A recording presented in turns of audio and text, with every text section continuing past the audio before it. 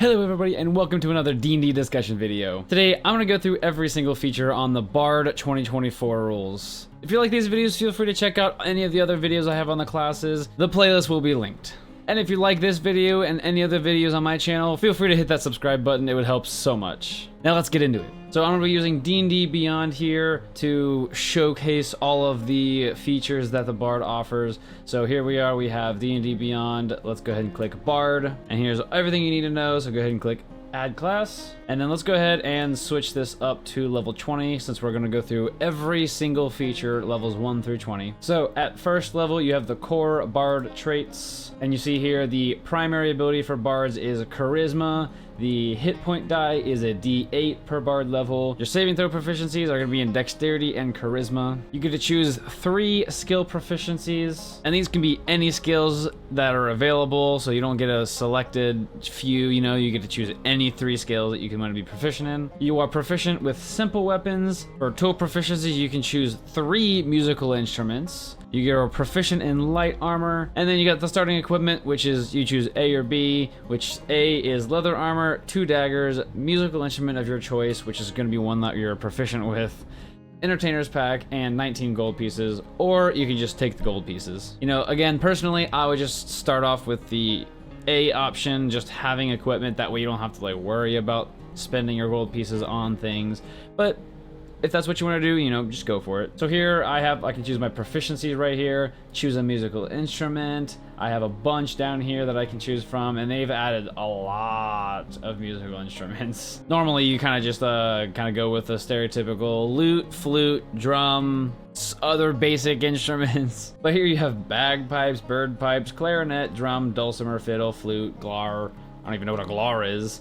Hand drum, harp, horn, longhorn, lute, lyre, pan flute, shawm, songhorn, tan, thalar, taken, trumpet, viol, wargong, yarting, and zulkun, which I don't even know what some of those things are. And just for the flavor of it, I'm gonna do trumpet, just cause why not? I'm gonna go ahead and choose drum, and then for my third, I'm gonna choose clarinet. Sure, why not? So I got trumpet, drum, and clarinet. Those are ones I can play. And then for skills, I'm gonna kind of go with the charisma-based skills, because that's pretty much a bard, So I'm gonna scroll down. I'm gonna do performance. Gotta have performance if you're a bard, I'm gonna go ahead and do persuasion as my second one, and then I'm gonna do deception as my third one. All charisma skills, so I wanna be really strong with those charisma skills. Again, at first level, you get bardic inspiration, which is one of your key things as a bard. So this inspiration is represented by your bardic inspiration die, which starts off at a D6. And that bardic inspiration die will increase to a higher die level as you increase in levels. So here it says, as a bonus action, you can inspire another creature within 60 feet of yourself who can see or hear you. And that creature gains 1 of your bardic inspiration die. And they can only have 1 bardic inspiration die at a time. So within the next hour, if they fail a D20 test, which basically a D20 test is when you make an attack roll, you make an ability check, or you make a saving throw, you can roll that bardic inspiration die and add it to the number you rolled on the D20. And whenever you use that bardic inspiration die, it's expended. You don't get it back, unfortunately. So it can be really nice to just add a bardic inspiration die if you fail a D20 test. That way it could potentially push it up into a success. So it doesn't really make any sense for you to use your bardic inspiration when you succeed, Nothing's going to get gained from that. The whole reason why you want it is to see if you can get from a failure to a success. And I think you can use it smartly too, because it says when they fail a D20 test, they can roll it. And so if you get 1d6 and you need to roll a 15 and you roll a 2, well, you might as well not expend that bardic inspiration die, because you're not going to get, 2 plus 6 at a maximum roll is 8. And that's nowhere near 15. So you got to use it wisely and make sure that you actually use it if you can turn that failure to a success. So as a bard, you get a number of bardic inspiration dies equal to your charisma modifier. So if your charisma modifier is +4, then you get 4 bardic inspiration dies to give out. And then you regain all expended uses after a long rest. And then see, it says here, your bardic inspiration die changes when you reach certain levels, as shown by the bardic die column of the bard features table. So it becomes a D8 at level 5, a D10 at level 10, and a D12 at level 15. Also at level 1, you have the spellcasting aspect of the class. Now I know some people can get dissuaded from spellcasting because it can seem a little confusing at first, but personally I really like spellcasting, and once you get the hang of it, it's pretty easy. For spellcasting, you get these cantrips that are basically just free spells. You don't have to do anything, spend anything, whatever, you know, it just costs an action or a bonus action, whatever the spell says, and you just get to be able to cast that spell. So for Bard spell casting, you know 2 cantrips from the Bard spell list, so you do have to look through those Bard spells and pick out 2 cantrips. And then whenever you gain a Bard level, you can replace one of your cantrips with another cantrip from the Bard spell list, so you're not locked into those 2 cantrips that you selected at the beginning. You can change them. And then when you reach Bards level 4 and 10, you get an additional cantrip on each of those levels, so that way you'll end up with 4 cantrips by level 10. Now there's spell slots with the spell casting, and the way that that works is you have a certain number of spell slots, and basically you have to use up one of those spell slots to cast a level spell. So they have spells levels 1 through 9. I mean, and 9th level, you don't even gotta worry about those ones too much because that's at like level 17 when you get those. So unless you're level 17, you don't have to worry about those super high level spells. But most of the time, you will get up to the level 5 spells, maybe level 6 spells, if you have a long-standing campaign, you know. So every level of spell has a certain amount of spell slots. And that is shown in your Bard features table. You'll have a spell slots column for that, and that'll tell you how many spell slots you have for them. And then for spell slots for Bard, you regain all expensive slots when you finish a long rest. So anything that you used, you have to really budget them because you can only refresh them on a long rest. And so for Bard, preparing spells is a thing, and so how that works, so some classes have it to where you learn spells, some classes have it to where you prepare spells. For your spell selection, you get to choose any spell that you have from the Bard spell list, and depending on what level you are, it'll have a total number of spells that you can cast. So like at level 1, you get 4 level 1 spells to choose from, and so you choose those. You have those spells to cast, and the number of spells on that prepared list do increase as you gain level, and it'll have the number of prepared spells that you can prepare on that Bard features table for you there. There's a column that'll detail that out. Here is the Bard spell table on the features table. You see here there's levels 1 through 20. You get the cantrips, the prepared spells, and then your spell slots levels 1 through 9. This is pretty easy to find. Even if you don't have the book, you can just look it up. They have pictures, they have images, they have websites with this chart on there. So I use this chart all the time when I'm referencing it, so feel free to use it. And you must choose spells that you have spell slots for. So you can't go at level 3, choose, you know, you get 1, or like you get like those 4 prepared spells. You can't go choose a level 9 spell because you won't be able to cast it. So you have to choose spells that you have the spell slots for. But at every level, you can change one of your spells to a different spell. So that's nice. You're not completely locked into it. You know, if you gain a level and you're not using one of these spells, you can just replace it with another one. Now you have a spellcasting ability for your spells that determines your damage, your spell save DC, and all that kind of stuff. And so for bards, it'll be charisma. So you want that charisma to be really high. And then just as a little side note, you have a spellcasting focus. You can use a musical instrument as a spellcasting focus for your bard spells. And so basically that musical instrument, you play that musical instrument and it allows you to cast those spells. So if your musical instrument is your focus and you don't have your musical instrument, that means you can't cast those spells. Moving on to second level, you have expertise. So you get to choose 2 skills and you get to double your proficiency bonus with those 2 skills. So I get to choose a skill expertise, so I'm gonna go ahead and choose performance and persuasion, since I like those ones better than deception, so let's go with that. Also at second level, you get jack of all trades, which means that basically if you're not proficient in a skill, then you can add half your proficiency bonus to any check that uses that one skill that you're not proficient in. So that's what's really nice about Bard, is you don't have to worry about specifically having proficiencies in things, because you get that jack of all trades and you still get a bonus to, you know, some sort of bonus to any skill that you use. Moving on to third level, you get the Bard subclass. Now again, since I don't actually own the 2024 rules, I only get one option, and that's College of Lore, so I gotta select College of Lore. And so here it says College of Lore. Bards of the College of Lore collect spells and secrets from diverse sources such as scholarly tomes, mystical rites, and peasant tales. The college's members gather in libraries and universities to share their lore with one another.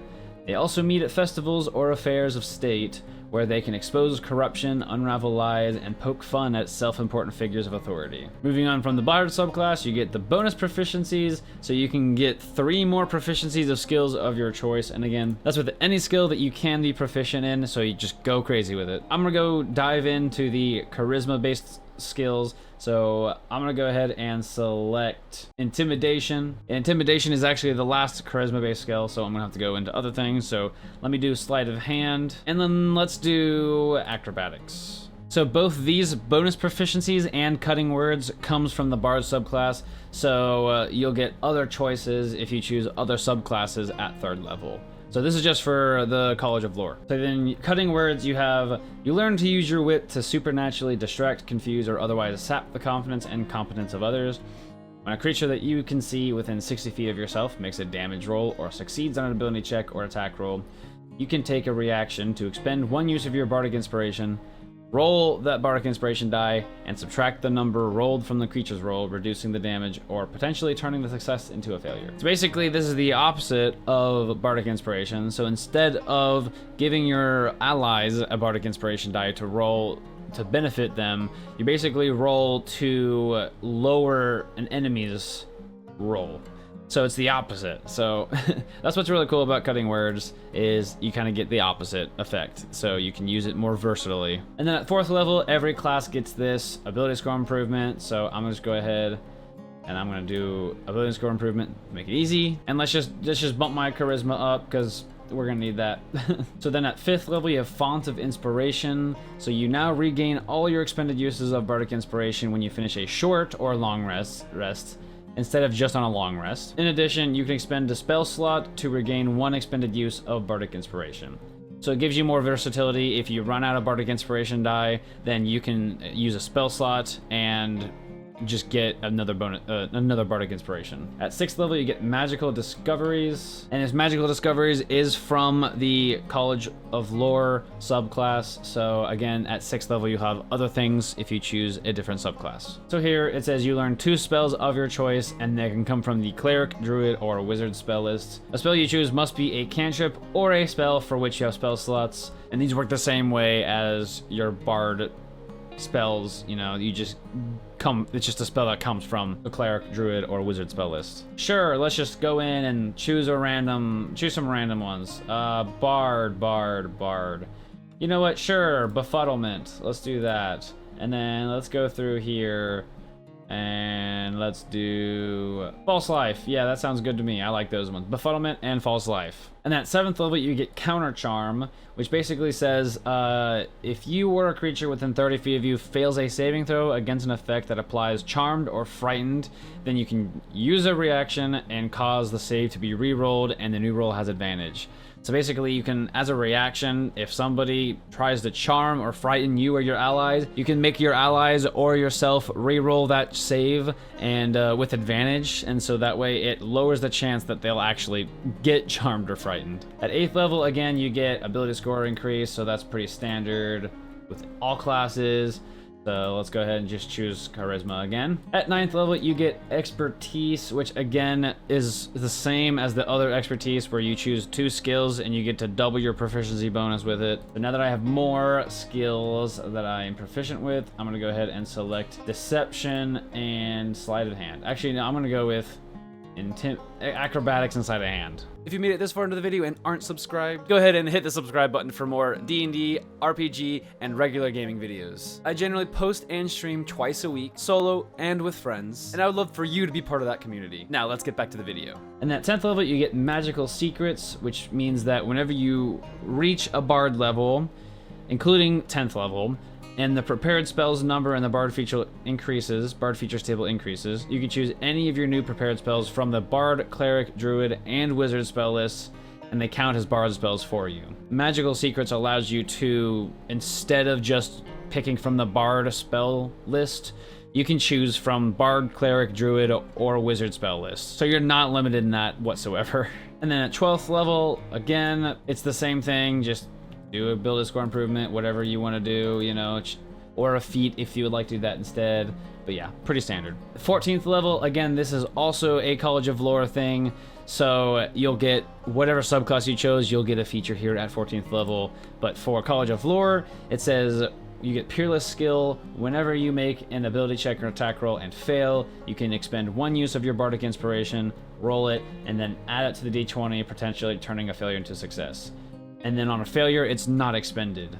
So basically, you personally, you can then do that, use your own Bardic Inspiration die. It's almost as if you had an Inspiration die, but you're just using it. You don't have to do any, you don't have to do bonus action to give it to you, you can just do it. 16th level, again, ability score improvement, pretty standard. So, like I said, I'm just gonna go do Charisma again. And then at 18th level, you get Superior Inspiration. So when you roll Initiative, you regain expended uses of Bardic Inspiration until you have 2 if you have fewer than that. If you begin a fight with 0 Bardic Inspiration, then you can just get 2 Bardic Inspiration at the beginning of combat. So that's what's pretty cool about Superior Inspiration. You just get them at the beginning of combat. And then 19th level, every class gets this Epic Boon feat that you can choose between. So you might as well just choose an Epic Boon feat instead of a normal feat. They're just better. To keep on going with the normal Bard thing, I'm gonna go do a Boon of Fate, which basically I can increase any ability score by 1, and then I can, when it says whenever I or another creature within 60 feet of me succeeds on or fails a d20 test, you can roll 2d4 and apply the total rolled as a bonus or penalty to the d20 roll. And you can't use it again until you roll initiative or finish a short or long rest. I mean, that's pretty cool too, because it says until you roll initiative, so you get 1 every combat at least. And that way it's also kind of like a Bardic Inspiration, you know? You can just roll 2d4 and apply it either as a bonus or a penalty, so you can do it with anybody. So not only do you have the Bardic Inspirations, but you have this Boon of Fate. And then choosing ability score, I'll just use Charisma. And then final level, level 20, we got Words of Creation. It says you have mastered 2 of the Words of Creation, the words of life and death. You therefore always have the Power Word Heal and Power Word Kill spells prepared. When you cast either spell, you can target a second creature with it if that creature is within 10 feet of the first target. Power Word Heal and Power Word Kill are some of the best spells. So Power Word Kill is when if they have below 100 health, they just die instantly. And then Power Word Heal is also great too, because they literally regain all of their hit points. Additionally, they also, if they're charmed, frightened, paralyzed, poisoned, or stunned, that condition ends. And if they're prone, they can use their reaction to stand up instead of doing it on their turn. And so what's really cool about this Words of Creation is that if there's another creature within 10 feet of the first target, you can put it to them. So for Power Word Heal, if you have 2 allies within 10 feet of each other, boom, they're both fully up to max health. Any condition that I listed is gone, and they can just go for it, you know? And then with Power Word Kill, if you got 2 enemies beside each other and they're both below 100 health, then you just, boom, instant death, both of them. And that was Bards level 1 through 20, all features. I hope you enjoyed this video, and I hope you learned something from this. If you have any questions whatsoever, whether it's on Bards, on any class, with anything in general, just put in the comments below, I'll answer them. And if you're enjoying these videos, let me know down in the comments as well. I would love to hear your guys' opinions on these. And if you want to see any other class, I have a playlist of them, so just go check that playlist out. Feel free to like, comment, share, subscribe, all that jazz. I would greatly appreciate it. Thank you for watching, and I'll see you in the next video.